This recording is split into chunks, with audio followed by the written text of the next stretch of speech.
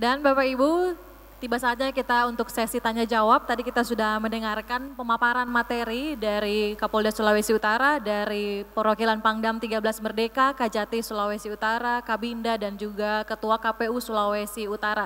Tadi sudah ditegaskan bahwa dari pihak pengamanan, baik itu TNI maupun Polri, bahwa mereka netral ya dalam menghadapi pemilu 2024. Kemudian dari Kejaksaan juga itu perannya ada di Sentra Gakumdu bersama-sama dengan Bawaslu dan juga kepolisian dalam menindak tindak pidana pemilu, dan juga kalau dari Binda yang rutin mengadakan rapat ya untuk memetakan kira-kira kerawanan apa saja yang ada di Sulawesi Utara. Kemudian tadi ada beberapa hal yang disampaikan oleh Ketua KPU Sulawesi Utara, diantaranya soal pengelolaan dan distribusi logistik, pemantapan SDM KPPS, dan juga soal kampanye. Pesan dari Ketua KPU RI yang katanya kampanye harus bijaksana, apalagi orang Manado suka baku sedu begitu ya Pak Ketua. Oke, diundang atau dipersilahkan Bapak Ibu yang ingin bertanya, silakan tunjuk tangan, diberikan kesempatan hanya 3 orang saja berhubung waktu kita sangat terbatas. Yang pertama dipersilahkan Bapak yang ada di sebelah kiri, mohon untuk memperkenalkan diri. Dengan Bapak siapa, dari instansi mana, dan akan bertanya kepada siapa Pak? Nah, sekarang bagaimana Pak? Sekarang ini sudah menjadi rahasia umum, ada pemerintah yang berkedok di bansos, bagi-bagi bansos padahal di situasi kampanye begitu. Kemudian melibatkan ASN dalam satu ruangan, satu acara, tapi dalam suatu kampanye. Nah, sikap dari para Pak Kapolda yang terhormat, Pak Kajati yang terhormat, Pak Kabinda yang terhormat, dan Pak dari mewakili Komandan Pangdam 13 Merdeka, KPU yang terhormat, dan khususnya pada Bawaslu sebagai pengawas pemilihan umum. Bagaimana sikap apabila ini terjadi di Sulawesi Utara yang dalam ranking itu sudah rawan kedua di Sulawesi Utara kalau melihat persentase tadi. Kemudian saran dari kami Pak untuk nama saya Muhammad Jabir Lasado, LO Maya Rumantir, sekaligus sebagai sekretaris Laskar Merah Putih Sulawesi Utara. Nah, saran saya untuk mengantisipasi mencegah ini money politik, itu kalau bisa ada spanduk dari Bawaslu atau mungkin dari Polda atau dari Kajati yang menegaskan money politik itu adalah racun demokrasi, dan cantumkan di situ sanksi pidananya, sehingga ini membuat efek jerah baik kepada warga masyarakat yang menerima bansos atau uang tersebut, kemudian kepada peserta pemilu seperti kami di DPD atau ada partai politik sebagai peserta pemilu. Terima kasih. Baik, terima kasih. Berikutnya yang ingin bertanya tadi dari perwakilan disabilitas. Nama saya Stefan Koas sebagai Ketua Pusat Pemilihan Umum Akris Disabilitas DPD Sulut. Baik. Nah, langsung pertanyaan. Kita cuma izin bertanya kepada Bapak Ibu yang terhormat yang di depan. Kita cuma ingin tanya kalau yang di selama ini untuk partai keamanan untuk disabilitasnya, kalau misalnya untuk mengikuti kampanye atau dalam perkumpulan-perkumpulan, apakah memang diberikan pendampingan atau tidak? Dan kalau ada pendampingan seperti apa? Itu pertanyaan pertama. Dan yang kedua terkait dengan netralitas, ketika Bapak Ibu pimpinan punya bawahan, ketika kelihatan tidak netralitas, apa konsekuensinya? Nah, mungkin itu. Dan untuk Ketua Bawaslu, izin Pak Ketua, izin Pak Ketua KPU, Ketua Bawaslu, kita ingin bertanya. Terima kasih sudah undang kami dari PPU Disabilitas. Ingin bertanya Pak, sejauh mana Pak untuk teman-teman disabilitas itu dilibatkan supaya mungkin kalau kita sudah tahu tapi paling tidak bisa dipublikasikan di sinilah Bapak Ibu. Mungkin itu mesti banyak lagi tapi berbagi waktu lah untuk teman-teman semua yang hadir. Terima kasih. Terus memberkati untuk semua. Baik, terima kasih Pak Stefan Kowaas. Berikutnya yang ingin bertanya dari akademisi dulu tadi. Nama saya Buce dari Tata Kelola Pasca Sarjana. Masalah dalam pembagian kertas suara itu dari perencanaan sampai hari H itu sangat bermasalah. Saya kasih contoh saja gudang. Kalau gudang itu di KPUD ada 2, saya bingung kenapa harus ada 2. Padahal gudang itu cukup 1. Yang kedua, ada masalah-masalah lain. Kalau gudang itu masalah kertas suara itu ada yang tertukar. Dan ada masalah-masalah seandainya tadi bilang ada kecelakaan dan sebagainya. Jangan kecelakaan ini namanya politik. Di dalam kecelakaan mungkin kita semua menganggap itu hal biasa. Kenapa? Karena kita melihat dengan mata polos. Padahal itu adalah dinamika politik. Kecelakaan itu terjadi karena perencanaan orang-orang. Ini tidak mungkin dipikirkan. Tapi kita hanya menganggap kecelakaan membawa kertas suara, kecelakaannya biasa. Padahal itu direncanakan. Kita membuat gudang suara, diminta mungkin 1, 2 atau yang ber-CCTV, kok dibikin lebih. Kenapa? Masalahnya masalah politik. Itu dinamika, Pak. Dinamika. Baik. Dan yang ketiga, tentang hari H. Apakah hari H memang kita berpesta? Tapi apakah di sekitar TPS itu perlu ada makan minum? Kalau perlu ada makan minum, siapa yang lakukan? Apakah calon atau siapa? Para calon juga mungkin diminta, Pak, siapkan makanan dos untuk para pelaksana dan sebagainya. Dan kita ada tempat untuk berpesta di sebelah. Itu dinamika, Pak. Dan memang saya mungkin sangat berterima kasih kalau kepolisian dan TNI punya anggota itu semua TPS yang disiapkan. Jangan satu anggota memegang 3 atau 4 TPS.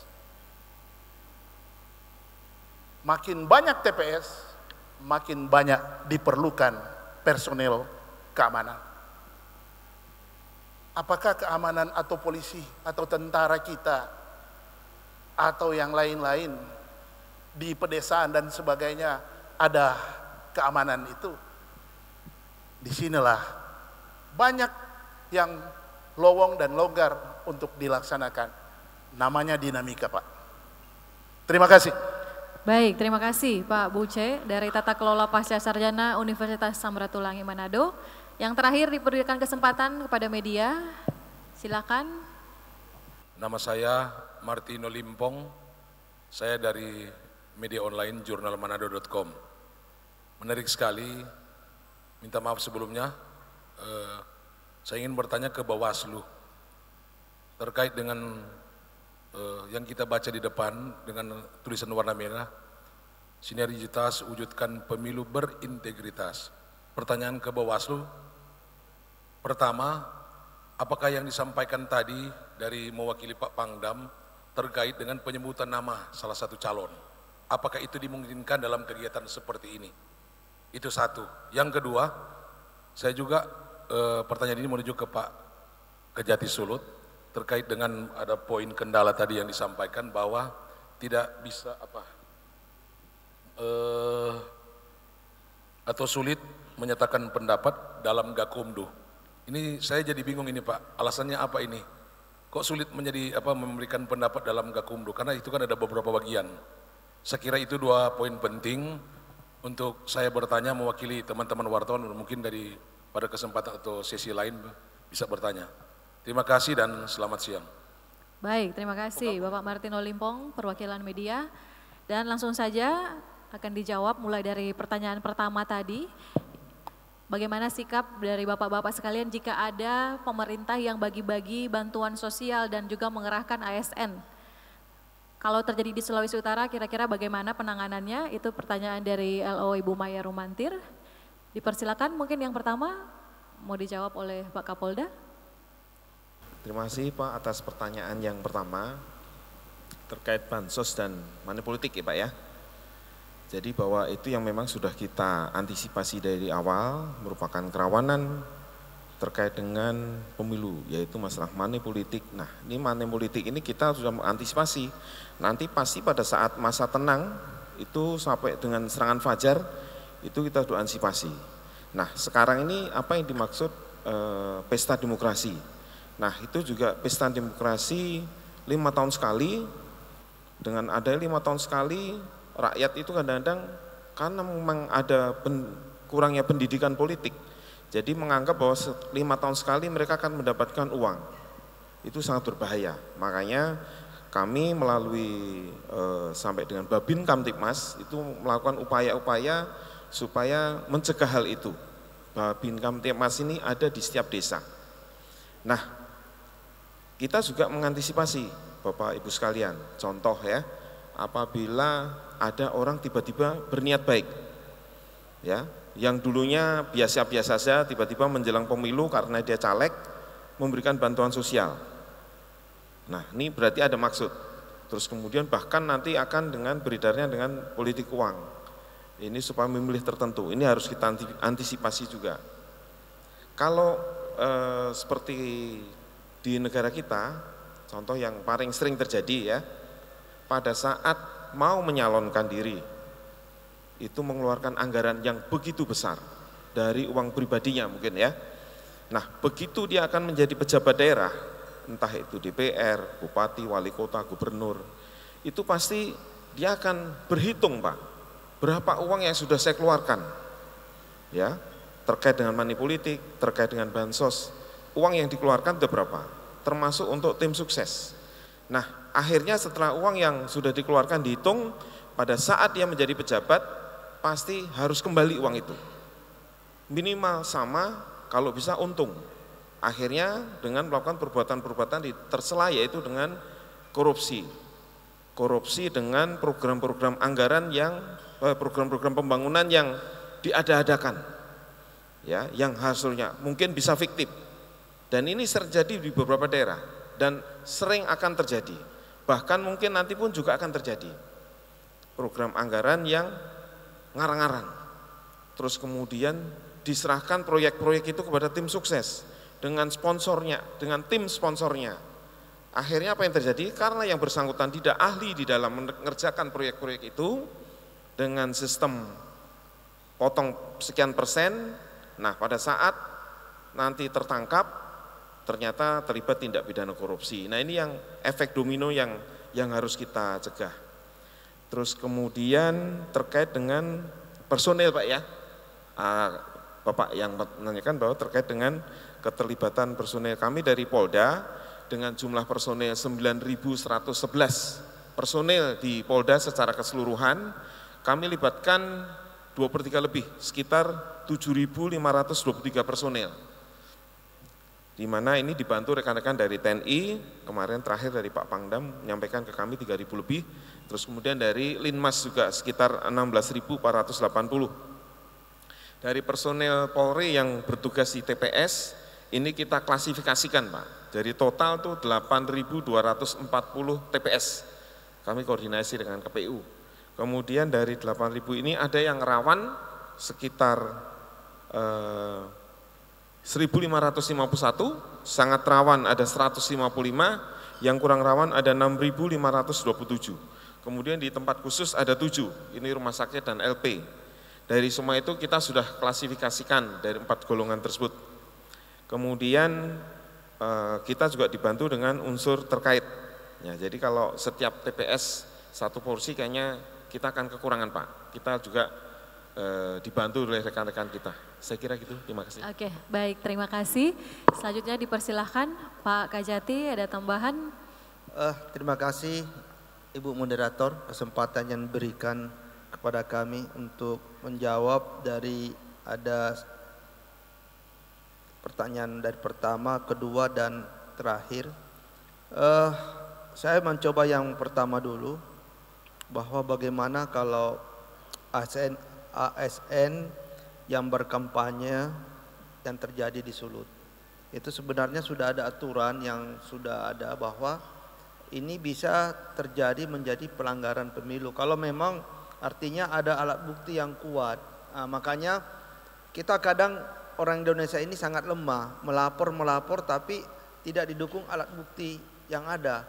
Kalau seandainya seperti money politik, Bapak bisa buktikan dengan mungkin ada pada saat menyerahkan uang ada foto atau video, itu sangat kuat sekali. Cuman orang Indonesia mengatakan katanya Pak kemarin ada menyerahkan uang, tapi tidak ada bukti, sehingga di dalam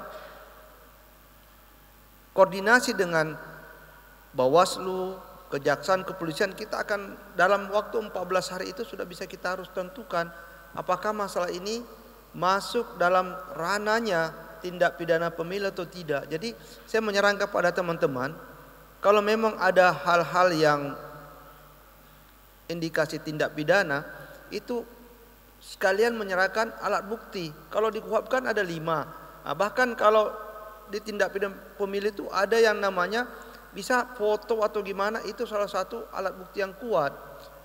Yang banyak sekarang kita lihat katanya money politik, katanya tapi tidak ada alat bukti. Saya melihat si A memberikan uang tapi tidak jelas kepada siapa diberikan uang dan mana buktinya. Jadi saran saya hal ini harus menjadi suatu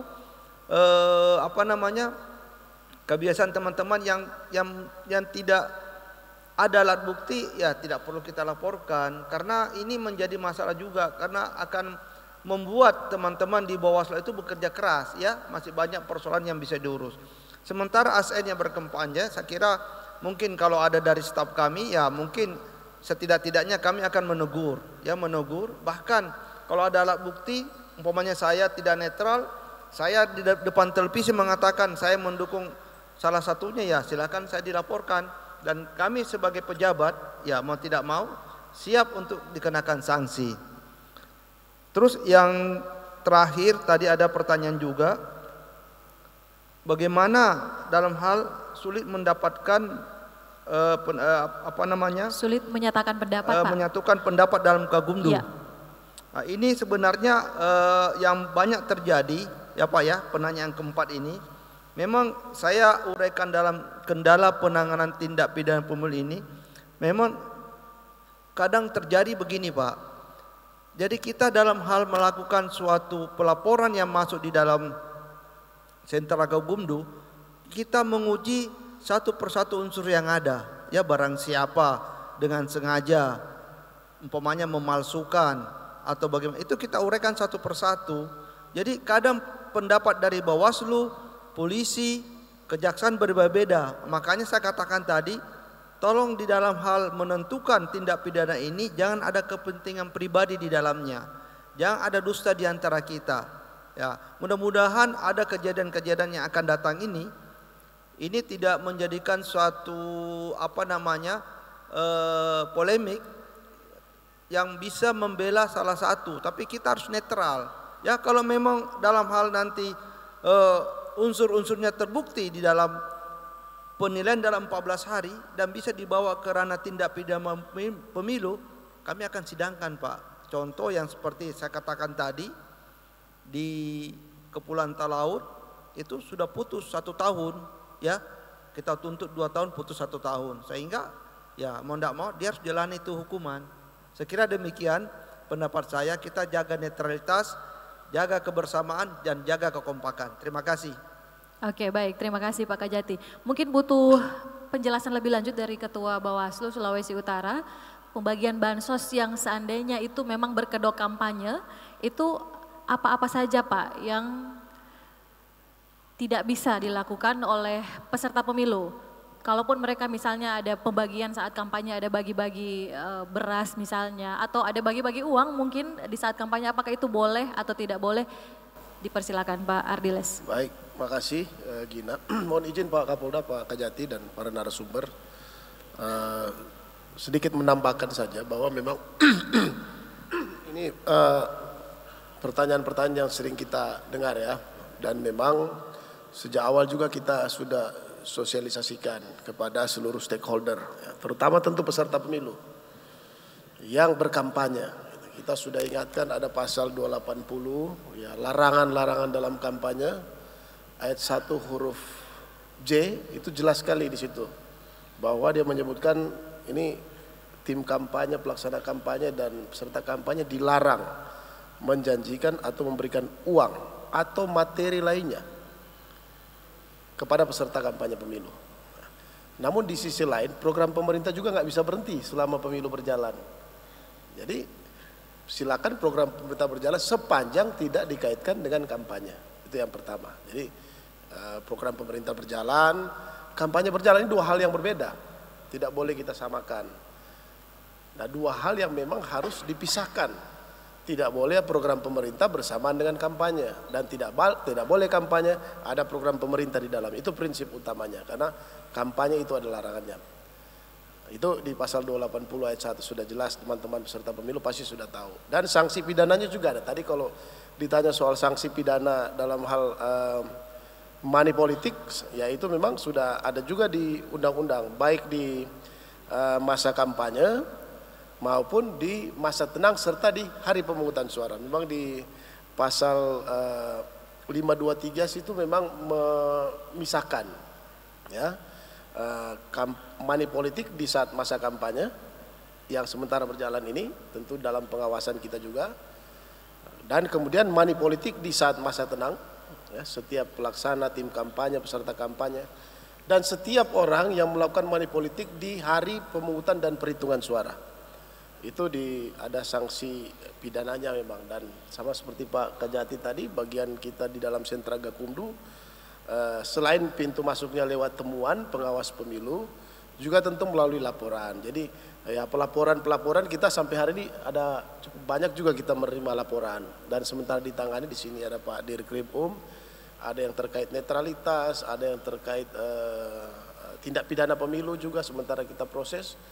Dan dengan koordinasi yang sementara kita bangun sejak awal laporan diterima, kita sudah mengundang dari pihak kejaksaan, dari kepolisian untuk kita diskusikan bersama terkait dengan laporan-laporan yang disampaikan. Itu saja mungkin tambahan. Oke, Pak sekalian menjawab pertanyaan tadi yang dari perwakilan media, Pak Martino, yang apakah penyebutan nama salah satu pasangan calon itu boleh? Kalau kita di depan sini dari tadi menyampaikan soal netralitas justru, ya.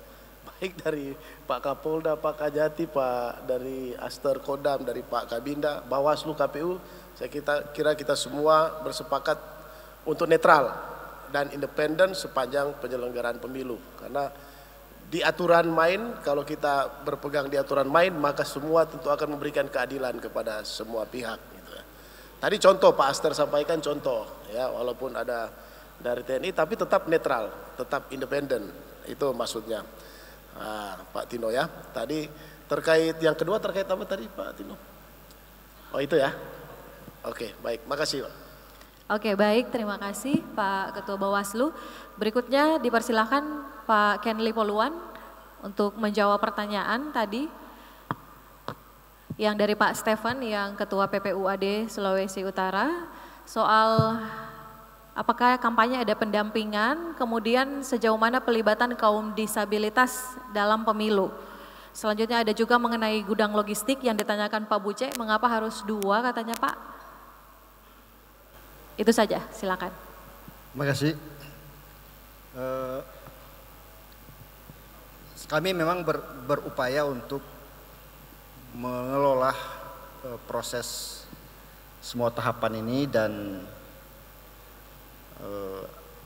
pengolahan di TPS itu bisa diakses oleh teman-teman disabilitas. Nah, kami sering dalam pertemuan-pertemuan KPU menginstruksikan supaya memperhatikan TPS yang bisa diakses karena ketentuannya memang begitu, ya. Semua TPS yang memiliki pemilih penyandang disabilitas dia harus aksesibel, ya, harus inklusif pembangunan TPS-nya, ya, supaya teman-teman disabilitas bisa dengan mudah datang ke TPS dan melakukan pencoblosan. Nah, yang kedua, di gudang kabupaten kota semua yang terkait dengan alat bantu netra itu sudah terdistribusi ya. Tinggal bagaimana teman-teman di kabupaten kota itu mengelola dan mendistribusikannya berdasarkan peta penyandang disabilitas di setiap TPS. Memang belum sempurna karena kebutuhan teman-teman penyandang disabilitas kan bukan hanya terkait alat bantu netra ya.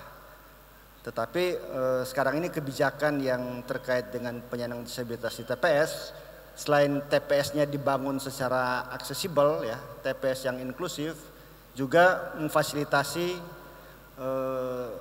terkait dengan teman-teman yang pemilih netra itu ya, netra. Dan alat bantu itu sudah disiapkan ya, oleh kami dan sudah terdistribusi di gudang kabupaten kota dan kantor KPU, dan sekarang lagi dipilah-pilah ya untuk distribusi ke kecamatan, desa kelurahan dan TPS. Nah, yang berikutnya terkait gudang ini, memang di teman-teman KPU Kabupaten Kota ada yang sudah memiliki gudang, ya, gudang sendiri. Ini banyak teman-teman saya lihat ketua dan atau mantan ketua anggota Kabupaten Kota yang hadir di sini, tetapi tidak memenuhi kebutuhan, ya, semua logistik di pemilu kali ini. Ya. Oleh karena itu kebijakan KPU itu menyewakan gudang. Ya. Jadi semua gudang, semua kabupaten kota itu diberikan pembiayaan penyewaan. Ya. Selain gudang-gudang yang ada yang sudah terbangun. Ya. Nah, semua gudang itu dipasang CCTV. Tidak ada gudang yang sekarang ini ditampung logistik pemilu yang tidak dipasang CCTV, karena CCTV itu langsung dikontrol oleh Biro Logistik KPU RI.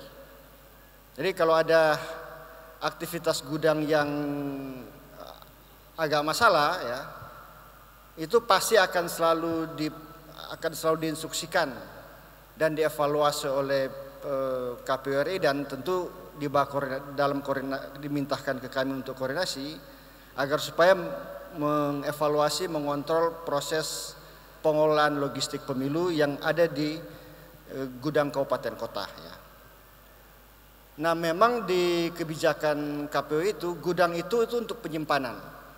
Tetapi kalau gudang itu luas, itu bisa dikelola di situ untuk proses sortir, lipat, dan sekarang ini pengepakan. Nah, kalau dia kan banyak kabupaten kota yang mencari gudang seluas di Minahasa Utara yang di situ banyak pergudangan, atau di Bitung itu kan tidak banyak ya.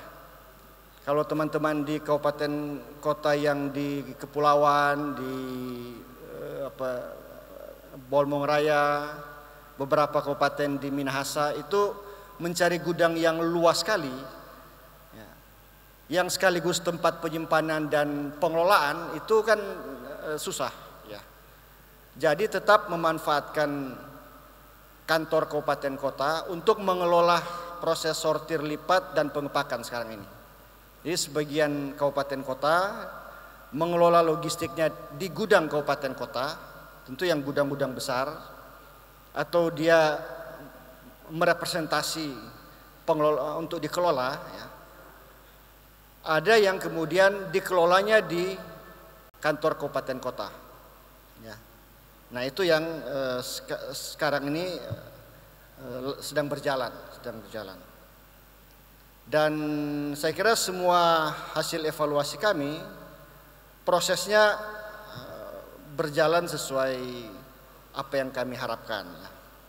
tentu yang paling penting dalam pengelolaan dan itu terkait gudang adalah kami meminta kepada teman-teman kabupaten kota untuk mengelola itu secara detail ya, agar supaya tidak ada surat suara yang tertukar atau kekurangan. Itu kan prinsipnya ya. Karena output dari proses yang kita lakukan ini itu surat suaranya nyandak tertukar atau nyandak kurang. Ya. Yang kedua, logistik lainnya, perlengkapan lainnya itu sesuai yang menjadi kebutuhan setiap TPS. Nah itu yang kami instruksikan dan kami koordinasikan. Walaupun kami ini terkait pengolahan dan distribusi logistik memiliki panduan manajemen risiko. Di samping kami tentu mendengarkan apa yang menjadi kajian dari Bawaslu terkait indeks kerawanan dan nanti juga mungkin ada TPS rawan dan dari kepolisian. Tetapi kami sendiri di internal KPU sudah menyusun resiko pengelolaan dan distribusi logistik, termasuk menyusun 43 indikator resiko TPS dengan 7 dimensi. Nah, itu sudah kami susun ya. Tinggal kami akan menyuruh menginput data kepada teman-teman PPS. Kalau terkait manajemen risiko distribusi, kami sudah mendapatkan datanya dengan bantuan teman-teman PPK. Di situ kami sudah identifikasi resikonya ya, di semua kecamatan, dan input datanya itu terkait dengan desa kelurahan TPS, penyebab resiko itu bisa terjadi, dampaknya itu kami sudah tahu, dan kami sudah menyusun mitigasi dan contingency plan. Baik. Jadi kalau ada masalah terkait yang tadi disebut kepulauan ya, dengan sekarang cuaca yang ekstrim, maka di internal kami sudah memitigasi dan menyusun satu kontingensi terkait dengan penggunaan besaran kapal atau besaran transportasi laut yang harus digunakan supaya bisa mengatasi situasi-situasi cuaca ekstrim. Demikian di daerah pegunungan yang berpotensi tanah longsor atau jalannya itu sangat rusak ya. Itu sudah ada semua di kami. Mudah-mudahan itu bisa kami eksekusi dalam proses distribusi logistik pemilu di bulan Februari awal ini. Baik. Makasih. Oke, baik. Terima kasih Pak Kenli. Jadi sudah ada mitigasi dan panduan ya dalam pendistribusian logistik oleh KPU Sulawesi Utara. Yang terakhir mungkin singkat saja ada tambahan dari Pak Aster, Pak Kolonel Sumanto dan juga Pak Kabinda. Dipersilahkan singkat saja Pak. Sebelum kita menutup acara kita. Baik, terkait dari pertanyaan bagaimana tadi pengamanan di TPS apakah cukup? Ya, tadi menyampaikan bahwa Kodam 13 Merdeka tentunya dengan keterbatasan dari personil karena mengawaki 3 provinsi, tentunya bersinergi dengan kepolisian, dalam hal ini adalah Babinsa dan Babin Kamtipmas di seluruh TPS. Tentunya itu juga tidak cukup karena kita ketahui contoh seperti di Kodim Minahasa. Kodim Minahasa itu satu kodim membawai 3 kabupaten 1 kota. Tentunya ini sangat terbatas personel kami, namun langkah dari Kodam 13 Merdeka juga melaksanakan penebalan personil yang kurang, terutama nanti dari satuan tempur. Ini akan di BP-kan ke Kodim selama pelaksanaan pemungutan suara. Ini yang perlu kami sampaikan untuk mengurangi keterbatasan personil dari Kodim, termasuk di Sanghe itu membawai 2 kabupaten, Sitaro, Biaro, Tangguladang. Tentunya personel kami terbatas, namun langkah dari Pangdam 13 Merdeka, petunjuk dari pimpinan di Mabesat, penebalan kekurangan personil dari Kodim dari satuan tempur, baik itu satuan infanteri, Yonif 712, Armet 19, kemudian dari Sipur yang kami punyai. Demikian, terima kasih. Baik, yang pasti aparat keamanan maksimal ya dalam pengamanan pemilu ini. Yang terakhir silakan dari Pak Kabinda, mungkin ada tambahan? Saya kira saya hanya himbauan saja.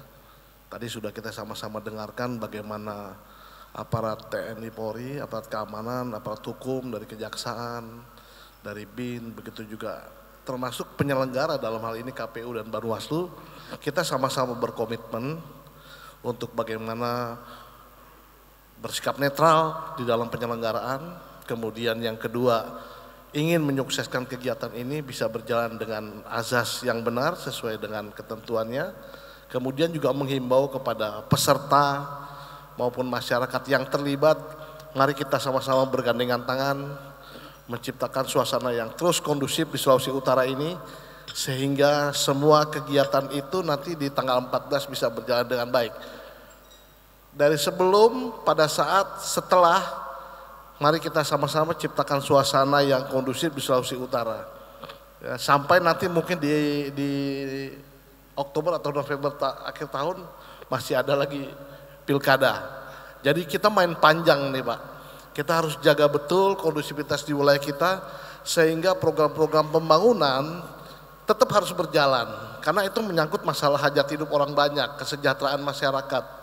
Jadi kalau suasana ini bisa kita jaga, ya kita bisa tentram, kita bisa damai.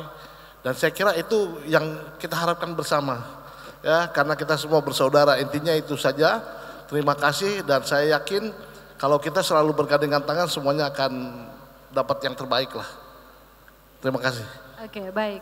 Bergandengan tangan bekerja bersama-sama ya, mewujudkan pemilu yang damai, pemilu yang berintegritas. Terima kasih banyak untuk para narasumber kita di siang hari ini. Kita kasih tepuk tangan dulu Bapak Ibu. Luar biasa Pak Kapolda, Pak Asinter, Pak Kajati Sulawesi Utara, Pak Kabinda, Ketua KPU Sulawesi Utara dan juga Bawaslu Sulawesi Utara. Dengan demikian berakhir sudah dialog khusus kita hari ini. Terakhir sekali saya punya pantun Bapak Ibu. Mohon dibantu cakepnya ya. Buah duku, buah durian, tumbuh subur di pekarangan. Ayo jaga kedamaian, meski berbeda-beda pilihan. Sekali lagi terima kasih atas kehadirannya Bapak Ibu, saudara sekalian, para tamu undangan. Dan sampai di sini dulu perjumpaan kita di dialog khusus. Kawan WTV, Torang PTV, sampai jumpa. Jiwamu, jiwaku.